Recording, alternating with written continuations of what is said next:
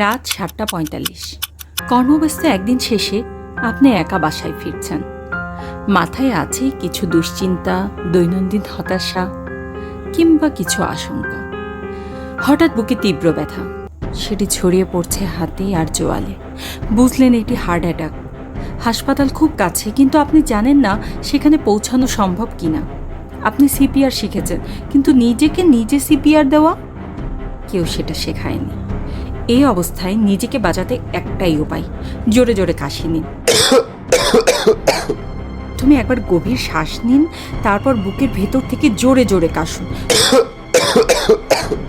প্রতি 2 সেকেন্ডে এটি চালিয়ে যান, যতক্ষণ না হার্টবিট স্বাভাবিক হয় বা কেউ সাহায্যে আসে। গভীর শ্বাস নেওয়ার ফলে ফুসফুসে অক্সিজেন পৌঁছায় এবং কাশির মাধ্যমে হার্ট সংকুচিত হয়ে রক্ত সঞ্চালন চালু রাখে। এই চাপ স্বাভাবিক ছন্দ ফিরে পেতে সাহায্য করে। এইভাবে একজন হার্ট অ্যাটাক আক্রান্ত ব্যক্তি হাসপাতালে পৌঁছাতে পারেন।